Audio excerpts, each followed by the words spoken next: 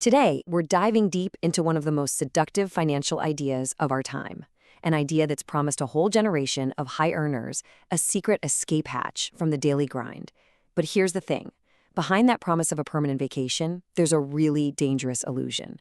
We're here to pull that illusion apart, to expose what we call the fire trap. This right here, this is the gospel. It's preached from blogs and subreddits and YouTube channels all over the internet. And it's an intoxicating idea, right? The thought that if you just sacrifice everything in your 20s, save like a maniac, and basically deny yourself any kind of present, you can unlock this lifetime of blissful freedom decades before anyone else. It's a powerful story, a modern myth that offers salvation from the 9 to 5.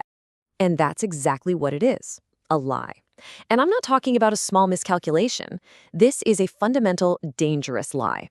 It's a lie that has gotten its hooks into so many smart, capable people, convincing them that the whole point of life is to stop living it as fast as you possibly can.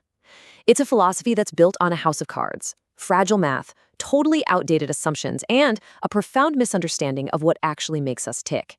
And in this analysis, we're going to take it apart piece by painful piece. So here's how we're going to do this. First, we're going to dissect the retirement lie and show you why it's not a financial plan, but really a psychological coping mechanism. Second, we'll run a full forensic audit on the fragile math, specifically that sacred 4% rule. Third, we'll look at the price of inaction, a cautionary tale about what's been really lost. Fourth, we'll diagnose the psychology of escape to figure out why this broken idea is so damn seductive. And finally, we're going to lay out the autonomy protocol, a much better way to build a genuinely rich life. Okay, so first things first, let's reframe this entire movement, the financial independence, retire early, or FIRE movement. It isn't really a financial strategy, not at its core. It's an existential coping mechanism. It's a reaction to this deep feeling of being unfulfilled, a symptom of our modern burnout culture. For so many people, work has become this source of just dread and anxiety, and FIRE looks like the only cure, like a radical amputation of your career to save your soul. The end goal of FIRE is to get yourself into what the source material calls the waiting room. I mean, just think about that for a second. The idea is that you should trade the best years of your life, your prime years of energy, health, and opportunity, for a future where you just stop. You stop creating, you stop building, you stop contributing. You basically enter this state of passive purgatory, just waiting for the clock to run out. The movement tries to sell this as freedom, but it looks a whole lot more like a self-imposed prison, a life spent in the departure lounge for a flight that's been delayed forever. And this is where the whole philosophy just completely falls apart. The entire FIRE ideology is built on this one single premise, that work is a punishment. It's a penalty you have to endure, like a prison sentence that you can shorten with good behavior, or in this case, extreme frugality. But this is a massive misunderstanding of who we are as human beings. For all of history, meaningful work, a vocation, a craft, a purpose, has been one of the primary sources of identity and fulfillment. By framing work as something you have to escape at all costs, the movement basically dooms its followers to a life that's missing one of its most essential ingredients. All right, let's talk numbers. Because not only is the philosophy bleak, the math it's built on is dangerously fragile. Look, any idea that asks you to sacrifice a decade of your life has to have its numbers stress-tested until they break. So now we are going to conduct a full-blown forensic autopsy of the absolute central pillar of FIRE, the 4% rule. This is the magic number, the so-called safe withdrawal rate. The rule, which comes from a paper back in 1998 called the Trinity Study, basically says you can safely pull out 4% of your starting portfolio every year, adjust for inflation, and you won't run out of money. For the FIRE movement, this isn't just a guideline, it's scripture. It gives them a simple, clean number to shoot for. But the world of 2024 is not the world of 1998, and clinging to this number today, it's an act of blind faith in a God that has long since left the building. This table just lays the whole problem bare. Let's walk through it. First, retirement horizon. The Trinity study was based on a normal 30-year retirement for someone who stops working at 65. If you retire at 30, you need your money to last 60, maybe even 70 years. The risk that you'll run out of money just skyrockets over that much time. Second, inflation. The study was based on a time of pretty low and stable inflation. We've just lived through a period of 8–9% inflation. Now, if you're on a lean FIRE budget with zero wiggle room, that's not just a problem, that's a catastrophe. And third, and this is the big one, healthcare costs. The Trinity study didn't even model them. And this is, without a doubt, the single biggest unaccounted for time bomb in the entire FIRE equation. I mean, just look at this data. This is the iceberg that sinks the fire Titanic. For the last 2 decades, healthcare costs have been inflating at roughly double the rate of everything else. A lean fire budget of, let's say, $30,000 a year leaves absolutely no room for a serious medical event. A single cancer diagnosis, a chronic illness, the need for long-term care. Any one of these things doesn't just strain your budget, it completely obliterates it. You are literally one bad doctor's visit away from total financial ruin. So here's the bottom line. Lean fire is a lie. It's not financial independence. It's a self-imposed state of extreme financial fragility. You're not some free person who's the master of their own destiny. You're a tightrope walker suspended over a canyon, just praying for 60 straight years of perfect markets, low inflation, and perfect health. Every market dip, every political crisis, every personal health scare, it becomes a source of just profound existential terror. That is not freedom. That is a life sentence of anxiety. But the financial fragility, that's only half the story. The other half is the human cost, the irreversible price you pay for stepping away from a productive life when you're in your prime.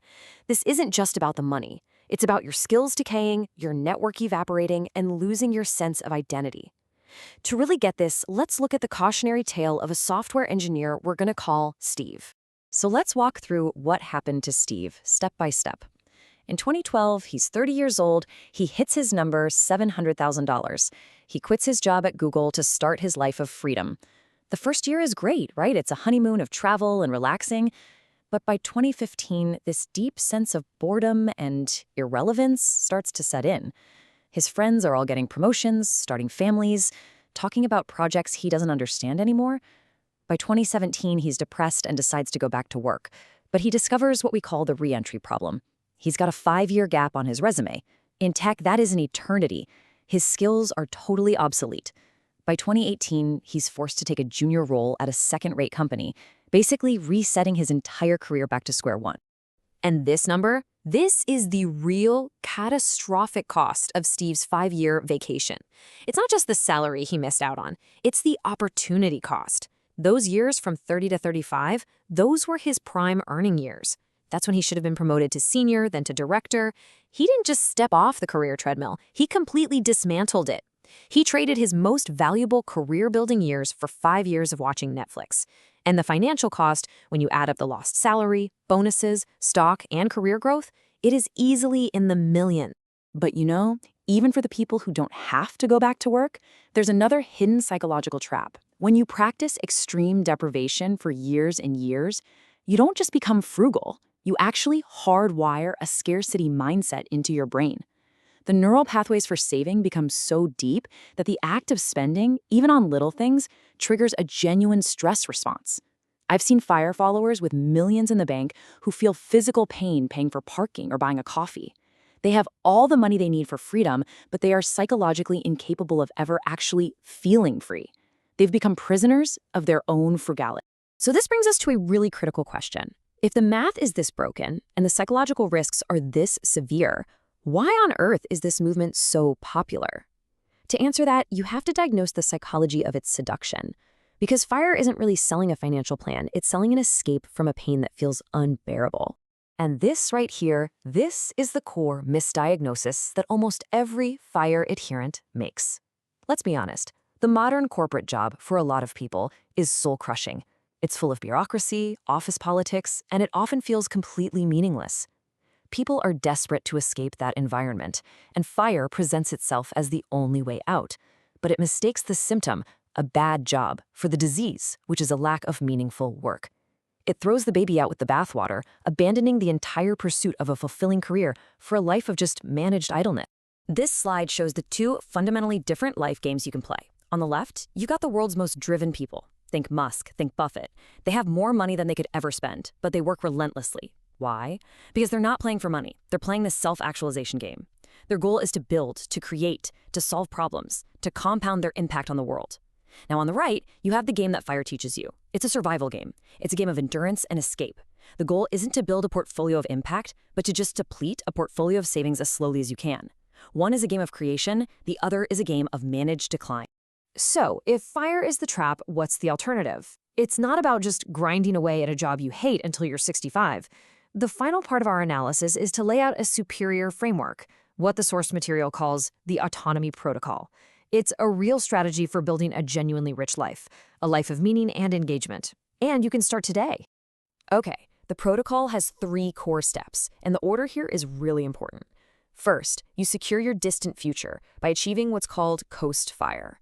Second, with that security locked in, you aggressively pivot to build a life that you don't actually need to escape from. And third, you have to shift your entire focus away from retire early and onto financial independence. Let's break down each one. So instead of grinding for 15 years to save $2 million just so you can quit forever, the goal of Coast Fire is to sprint to a much smaller number, let's say $500,000. Once you hit that, you stop contributing to retirement. You just let it sit. That money, left alone to compound for 30 years, will grow into a perfectly fine retirement fund by the time you're 65. But here's the crucial part. This frees you up now. You don't need that high-stress, high-paying corporate job anymore. You can downshift into a more meaningful, lower-stress, or more creative career today, reclaiming your time and your sanity while you're still young. And this brings us to step 2, which is the real work. If your life is so miserable that you're willing to eat rice and beans in the dark for a decade to escape it, the problem isn't your savings rate. The problem is your life. Coast Fire gives you the financial cushion to actually fix the root cause. You can change careers to something you're actually passionate about, even if it pays less. You can use your skills to start a small business. You can move to a city that inspires you, go back to school and learn something new. The goal is not to escape life. It's to build one that you're actually excited to wake up for on a Monday morning. That is true wealth. And this is the final, crucial mindset shift. The goal of financial independence, the FI, is a superpower, but it has to be uncoupled from retire early. Financial independence means you can say no to a toxic boss. It means you can walk away from a project you don't believe in. It means you can take a year off to write a book. It gives you leverage. It gives you control. It buys you autonomy. Retire early, on the other hand, is the goal of buying idleness. It's a retreat from the world. The autonomy protocol argues that you should use your money as a tool to engage with the world more deeply, but on your own terms, not to disappear from it. And so we end on this question. The FIRE movement, with its relentless focus on deprivation and cutting expenses, is really just an optimization protocol for a cheap death.